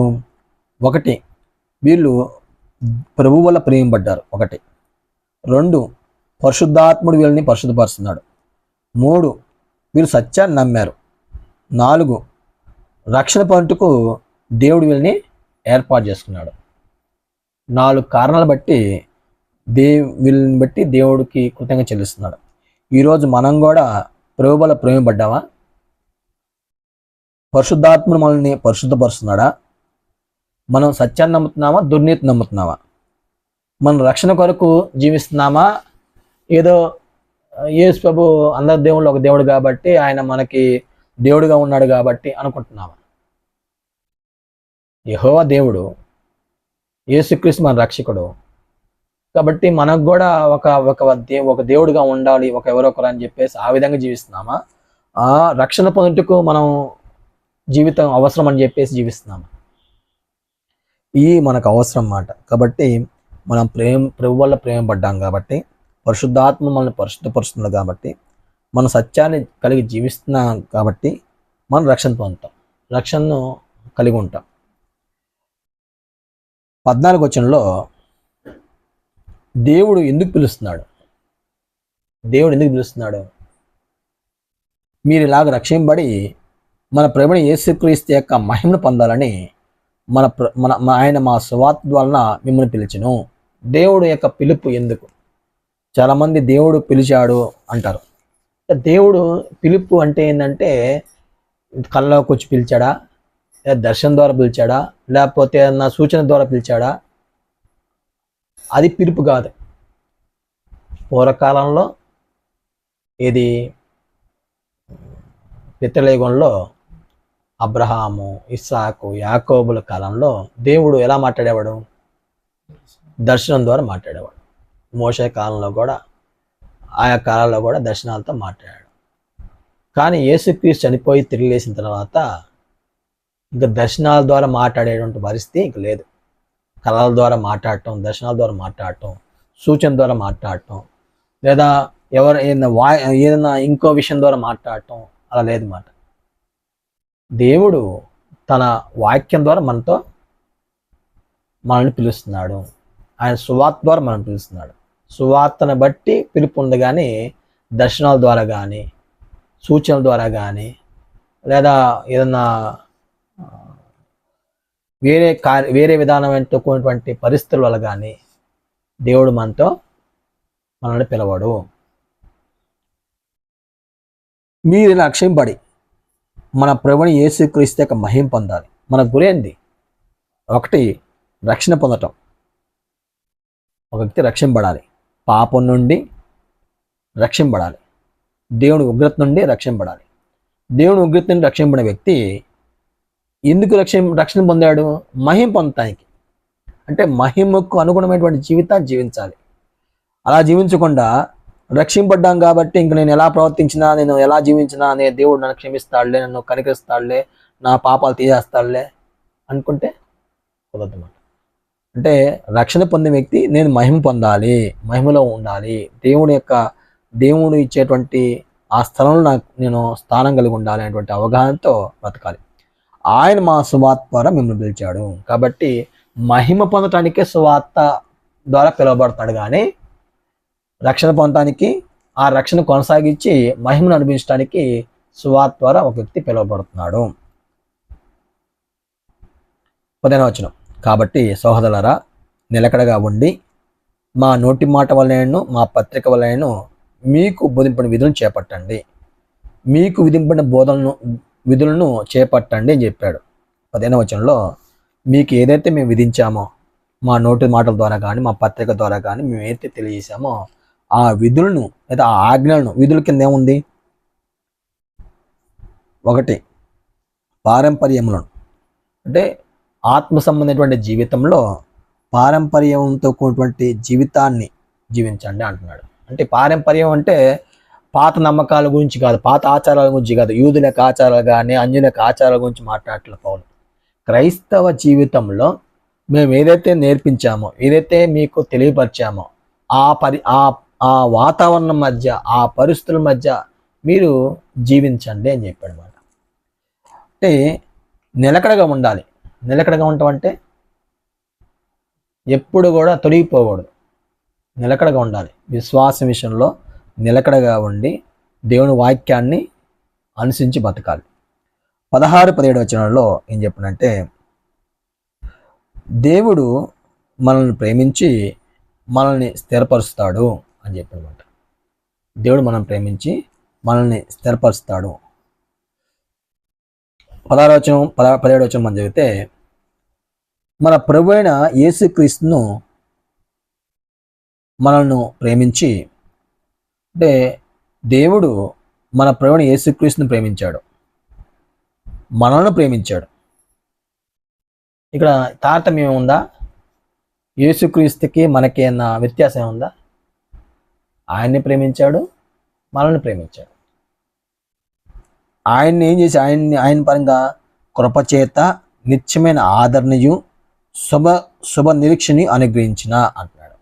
తండ్రి దేవుడు యేసుక్రీస్తును ప్రేమించాడు దేవుడు, తండ్రి దేవుడు మనల్ని ప్రేమిస్తున్నాడు. తండ్రి దేవుడు ప్రేమించి ఏం చేస్తున్నాడు? కృప చూపిస్తున్నాడు, నిత్యమైన ఆదరణ చూపిస్తున్నాడు, శుభ నిరీక్షణ అనుగ్రహిస్తున్నాడు. ఇది ఆత్మ సంబంధంగా ఎదిగేటువంటి వ్యక్తికి ఉండవలసినటువంటి మంచి వాతావరణ పరిస్థితులు. ఏముండాలి? దేవుడు ప్రేమించాలి ఒకటి, దేవుడు కృప చూపించాలి రెండు, దేవుడు ఆదరించాలి మూడు, శుభ నిరీక్షణ కలిగి ఉండాలి. ఆత్మ సంబంధంగా దేవుని మహిమ పొందాలని, దేవుడితో మనం దేవుని నిత్య జీవాన్ని మనం కలిగి ఉండాలని, ఆ నిరీక్షణతో బతకాలని ఈ వాతావరణం, ఇలాంటి వాతావరణం, దేవుడి ప్రేమ, దేవుని కృప, దేవుని ఆదరణ, దేవుని యందు నిరీక్షణ, ఇవన్నీ కూడా ఆత్మ సంబంధమైన జీవితానికి మంచి వాతావరణం. ఈ లేకపోతే ఆత్మీయంగా ఎదగలడు. ఇప్పుడు కృప లేదు, కృప లేకపోతే ఏం జరిగిద్ది? రక్షింపడతాడా? రక్షింపడు.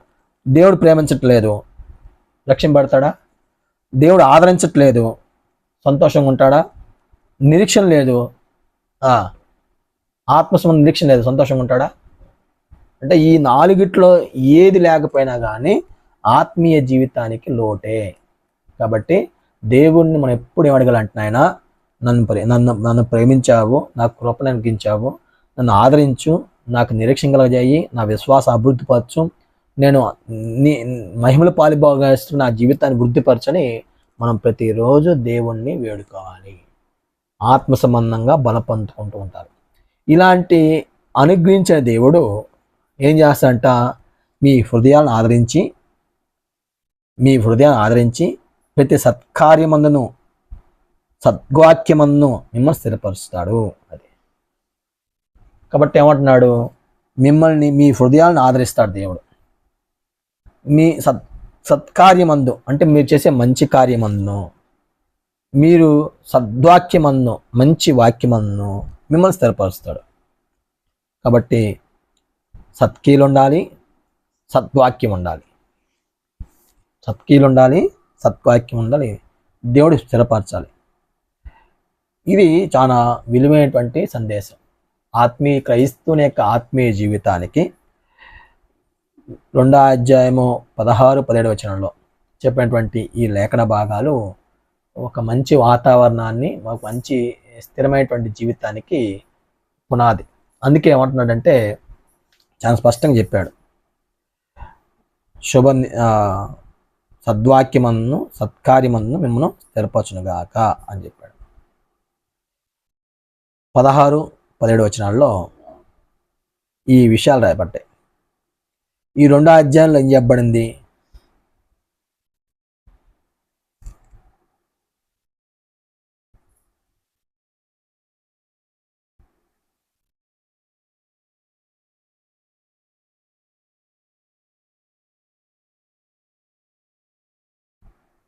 ఈ 2 అధ్యాయంలో ఏం చెప్పబడింది అని ఆలోచిస్తే,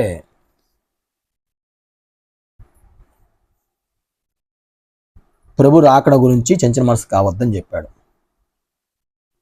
1-2 వచనాల్లో. 3-7 వచనాల్లో క్రీస్తు రాకడకి సూచనలు ఏంటో చెప్పాడు. 8వ వచనంలో యేసుక్రీస్తు ప్రభు సాతాన్ని నాశనం చేస్తాడని చెప్పాడు. 9-12 వచనాల్లో సత్యాన్ని నమ్మక దుర్నీతి నమ్మేటువంటి వారి పరిస్థితి గురించి చెప్పాడు. 13వ వచనంలో దేవుడికి కృతజ్ఞత చెప్పాడు. 14వ వచనంలో దేవుడు మనల్ని ఎందుకు పిలుస్తున్నాడో చెప్పాడు. 15వ వచనంలో బోధింపడినటువంటి విధులను చేపట్టండి అని చెప్పాడు. 16, 17 వచనంలో దేవుడు మనల్ని ఎందుకు ప్రేమించి మనల్ని స్థిరపరిచేటువంటి విషయంలో ఎలాంటి ఆత్మీయ వాతావరణం ఉంటుందో ఆ విషయాన్ని గురించి తెలియజేశాడు. 3వ అధ్యాయంలో మనం చూసినప్పుడు 3వ అధ్యాయము 1-2 వచనంలో మా కొరకు మీరు ప్రార్థన చేయండి అని చెప్పాడు. తుదకు సహోదరులారా, 1వ వచనం, తుదకు సహోదరులారా మీలో జరుగుతున్న ప్రకారము ప్రభువాక్యము శీఘ్రంగా వ్యాపించి మహిమపరచబడి నిమిత్తము మేము మూర్ఖులైన దుష్ట మనుషుల చేతిలో నుండి తప్పింపబడి నిమిత్తము మా కొరకు ప్రార్థించుడి. విశ్వాసము అందరికీ లేదు. 1-2 వచనం ఏమంటున్నాడంటే మా కొరకు ప్రార్థించండి అంటున్నాడు. ఎందుకు ప్రార్థించమంటున్నాడు? కారణం కూడా చెప్పాడు. ఎందుకు ప్రార్థించమంటున్నాడంటే, మీలో జరుగుతున్న ప్రకారము ప్రభువాక్యము శీఘ్రంగా వ్యాపించి, రెండో ఫుట్నోట్లు ఏముందంటే పరిగెత్తి అంటున్నాడు. అంటే ప్రభువాక్యము శీఘ్రంగా వ్యాప్తి చెంది లేకపోతే బాగా విస్తరించి అంటున్నాడు. అంటే దశలోనికలో ఉన్నటువంటి సంఘంలో ప్రభువాక్యము వ్యాప్తి చెందుతుందా? వ్యాప్తి చెందట్లేదా? ఏమంటున్నాడు? మీలో జరుగుతున్న ప్రకారము అన్నాడు. అంటే మీలో ఎలాగైతే ప్రభువాక్యము శీఘ్రంగా వ్యాపిస్తుందో, అంటే వీళ్ళు సువార్త పరిచర్య విషయంలో కూడా ఎలా ఉన్నారు? వీళ్ళు ఎలా ఉన్నారు? బాగా బాగా ఉన్నతంగా ఉన్నారన్నమాట. ప్రభువాక్యము బాగా వ్యాపిస్తుంది. అలాగే మీలో జరిగిన ప్రకారము మీ ప్రభువాక్యం శీఘ్రంగా వ్యాపించి మహిమపరచబడి నిమిత్తము, దేవుడు మహిమపరచబడడానికై మేము మూర్ఖులైన దుష్ట మనుషుల చేతిలో ఉండి తప్పింపబడి నిమిత్తం. అంటే ఈ సువార్త వ్యాప్తి చెందాలంటే మేము వెళ్ళి సువార్త ప్రయాణించాలి. దేవుడు మహిమపరచాలంటే మేము వెళ్ళి సువార్త ప్రయాణించాలి. అప్పుడు మాకు మూర్ఖులైనటువంటి మనుషులు మాకు ఎదురవుతారు. దుష్ట మనుషులు వీళ్ళు. అంటే వీళ్ళు మూర్ఖులు మాత్రమే కాదు, దుష్టులు మూర్ఖులు, ఇలాంటి మనుషులు ఉన్నారన్నమాట. ఇలాంటి మనుషుల నుండి మేము తప్పింపడాలి. మేము వాళ్ళ స్థితిలో వాళ్ళ యొక్క పరిస్థితి మీరు తప్పింపడాలి. దాని కొరకు మీరు ప్రార్థన చేయండి అని చెప్పాడు. మా కొరకు ప్రార్థన చేయండి. విశ్వాసము అందరికి లేదు.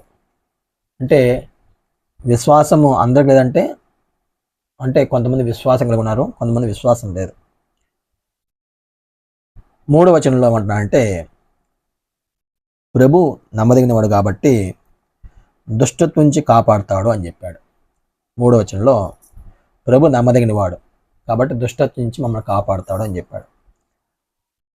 3వ వచనం చదివితే, అయితే ప్రభు నమ్మదగినవాడు, ఆయన మిమ్మును స్థిరపరిచి దుష్టత్వం నుండి కాపాడును. అంటే వారికి ఒక విషయం చెబుతున్నాడు. దేవుడు నమ్మదగినవాడు, ప్రభు నమ్మదగినవాడు, ఆయన మిమ్మల్ని స్థిరపరుస్తాడు, మిమ్మల్ని దుష్టత్వం నుంచి, అంటే ఇక్కడ ఏమన్నాడు ఫుట్నోట్లో, దుష్టుడి నుండి కాపాడుతాడు అని చెప్పాడు. అంటే ఇది మనకు చాలా అవసరం భాష లేఖన భాగం. అంటే దేవుడు నమ్మదగిన వాడుగా మనం చూడాలి. ఏ విషయం నమ్మదగిన వాడు?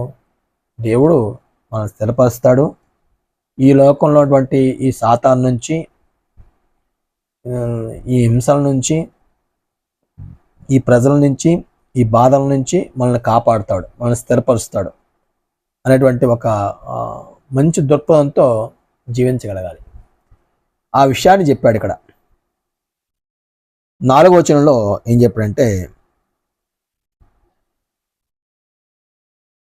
మేము మీకు ఆజ్ఞాపించిన వాటిని మీరు చేయుచున్నారనియు.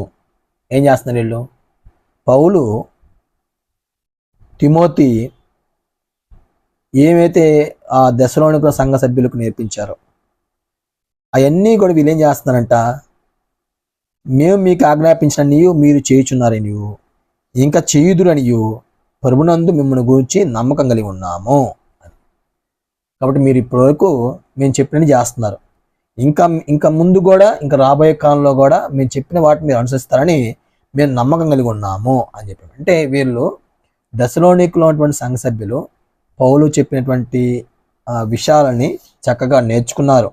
నేర్చుకో మాత్రమే కాదు, వీళ్ళు ఎలా ఉన్నారు, ఆ నేర్చుకున్న విషయాలని పాటిస్తున్నారు, అవలంబిస్తున్నారు, అర్థం చేసుకొని ఆ నిశ్చయం కొరకు ఆ మహిమలో వాళ్ళు పాలిభాగస్సులు అవడానికి, దేవుని రాజ్యానికి యోగ్యత కలిగి జీవించడానికి వాళ్ళు ప్రయాసపడుతున్నారు.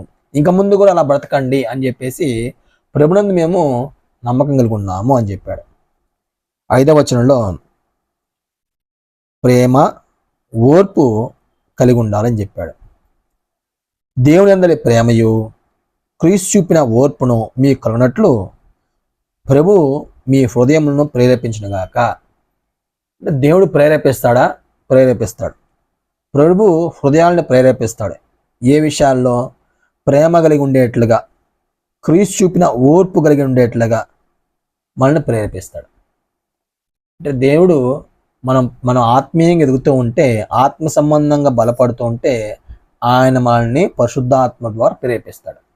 మనం ఎలా బ్రతకాలో, ఎలా జీవించాలో, ఎలా ఆలోచించాలో, ఎలాంటి నీతి క్రియల్లో బ్రతకాలో అవి నేర్పిస్తాడు.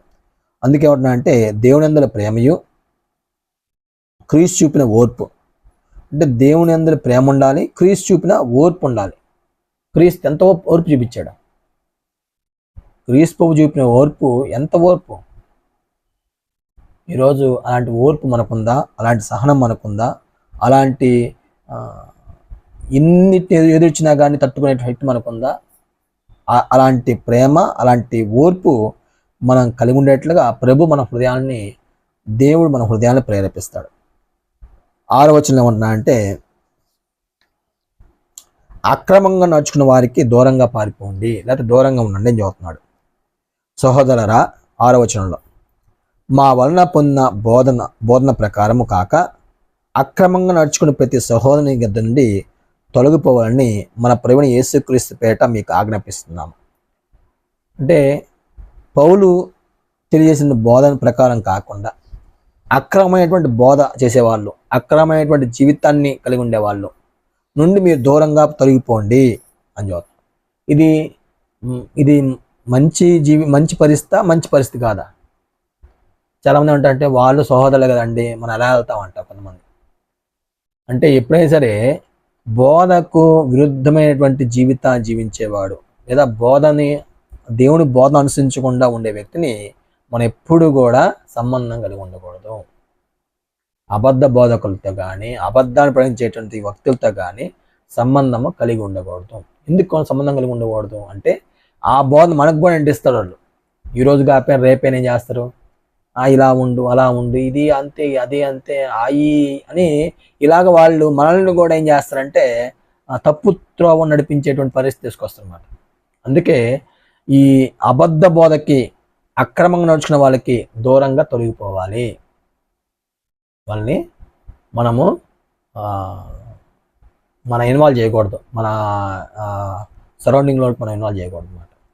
అందుకే పౌలు అంటున్నాడు, మా వలన పొందిన బోధ ప్రకారం కాక అక్రమంగా నడుచుకుని ప్రతి సహోదరుని నుండి తొలగిపోండి, మన ప్రభువైన యేసుక్రీస్తు పేరిట మీకు ఆజ్ఞాపిస్తున్నాడు. అంటే వీళ్ళు కూడా ఏమైనారు? సహోదరులే.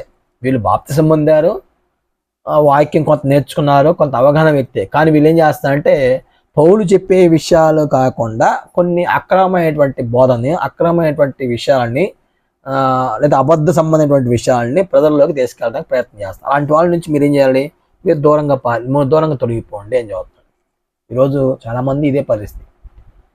చాలామంది ప్రభు బోధకు వేరేటువంటి విషయాలు బోధిస్తూ ప్రభు నీతిని ప్రకటించకుండా, ప్రభు జ్ఞానాన్ని ప్రకటించకుండా వాళ్ళ సొంత విషయాల్ని, సొంత ఆలోచనల్ని, సొంత జ్ఞానాన్ని ప్రజల్లోకి తీసుకెళ్తారు. దానివల్ల వచ్చే పరిస్థితి ఏంటి? వాళ్ళు రక్షణ కోల్పోతారు. వాళ్ళు రక్షణ కోల్పోవటం మాత్రమే కాదు, ఇతరులను కూడా రక్షణ కోల్పోయేట్లుగా వాళ్ళ ప్రవర్తన ఉంటుంది. అందువల్ల ఎప్పుడు కూడా ఆత్మలతో చెలగాటం ఆడకూడదు. ఆత్మలతో చెలగాటము ఆడకూడదు. అది భయంకరమైన శిక్షకు దారితీస్తుంది. 7వ వచనంలో ఏమంటున్నాయంటే 7 నుంచి 9 వచనాలు, ఎలాగ మమ్మను పోలి నడుచుకోవాలో మీకు తెలియను, కాబట్టి మమ్మల్ని ఎలా పోలి నడుచుకోవాలో మీకు తెలుసు. మేము మీ యొద్ద అక్రమంగా నడుచుకోలేదు. మేము మీ యొద్ద ఉన్నాం. మీకు సువార్త ప్రకటించే సమయంలో మేము ఎప్పుడూ కూడా అక్రమంగా నడుచుకోలేదు. 1, మీ యొద్దను ఉచితంగా ఆహారం పుచ్చుకోలేదు. 2, మీ యొద్ద మేము ఉచితంగా భోజనం తినలేదు. మేము డబ్బులు పెట్టి మేము భోజనం చేసాం. 3, మీలో ఎవరికి భారంగా ఉండకూడదని ప్రయాసముతోనూ కష్టముతోనూ రాత్రి పగళ్ళు పని చేయొచ్చు జీవనం చేసేది. 3 ఏం చేసంటే మీలో ఎవరికి భారంగా ఉండకూడదని ప్రయాసంతో కష్టపడి రాత్రింబలు పనిచేసి మా కడుపుని, మా ఆహారాన్ని, మా కడుపుకు కావాల్సిన ఆహారాన్ని మేము సంపాదించుకున్నాం, జీవనం చేసాం. అది 3 విషయాలు చెప్పాడు. మేము మీకు మాదిరిగా ఎలా ఉండాలో మేము చూపించాం. ఏం చూపించాము? మేము మీ మధ్య అక్రమంగా బతకలేదు. 1, మీ వద్ద ఆహారం ఉచితంగా పుచ్చుకోలేదు. 2, మీలో ఎవరికి భారంగా ఉండకండి, మేము రాత్రింబలు పనిచేసి మా అవసరతలు మేము తీర్చుకున్నాం అని చెప్పాడు. 9వ వచనం, మీరు మమ్మల్ని పోలి నడుచుకున్నామని మమ్మను మేము మాదిరిగా కనపరుచుకుంటే ఇలాగ చేస్తాము, కానీ మాకు అధికారం లేదు చేయలేదు. మీ వద్ద మేము భోజనం తినేటువంటి అర్హత ఉంది. మీ వద్ద డబ్బులు తీసుకునే అర్హత ఉంది. మా అవసరాలు తీర్చబడేట్లుగా మీరు చేయవలసిన బాధ్యత మీకుంది. కానీ మేము మీకు మాదిరి కనపరచాలని మేము మీ ఎదుట ఇలాంటివి ఈ అక్రమంగా చేయలేదు. మా పని మేము చేసుకుంటూ మీకు ఉచితంగా సువార్త బోధించాము. మా పనులు మేము చేసుకొని మా జీవనానికి కావాల్సిన ఖర్చులు మేము సంపాదించుకొని మీ ఎదుట మేము సువార్త పడించాము, మీకు ఉచితంగా సువార్త పడించాము అని చెప్పాడు అన్నమాట. పౌలుకి అధికారం ఉందా లేదా? వాళ్ళ దగ్గర ఆ భోజనపరమైనటువంటి లేదా వాళ్ళ అవసరాలకు తగినటువంటి రీతిగా వాళ్ళు తీర్చుకోవడానికి, వాళ్ళు ఇవ్వడానికి సంఘానికి పరిస్థితి ఉంది, తీసుకునేటువంటి అధికారం వాళ్ళకి ఉంది. కానీ ఏం చేయలేదంట పౌలు? అక్రమం నడుచుకోలేదు, పనిచేశాడు, వాళ్ళ జీవనాన్ని వాళ్ళే పోషించుకున్నారు. 10వ వచనం కాడి నుంచి 12వ వచనం వరకు ఏమంటున్నా అంటే పని చేసి భోజనం చేయండి అని చెబుతున్నాడు. పని చేసి భోజనం చేయండి. మరియు మేము మీ వద్ద ఉన్నప్పుడు ఎవడైనా పని చేయని ఎళ్ళ వాడు భోజనం చేయకూడదని మీకు ఆజ్ఞాపించింది. అంటే పౌలు సువార్త ప్రకటించడానికి దశలోని సంఘానికి ఆ ప్రాంతంలో ఉన్నప్పుడు వారికి ఏం చెప్పాడంటే ఎవడైనా పని చేయకపోతే భోజనం చేయకూడదు అని చెప్పాడు. అది ఆజ్ఞాపించాడు. మీలో కొంతమంది ఏ పని చేయక పరుజోలికి పోవచ్చు, అక్రమంగా నడుచుకుంటున్నారని వింటున్నాము.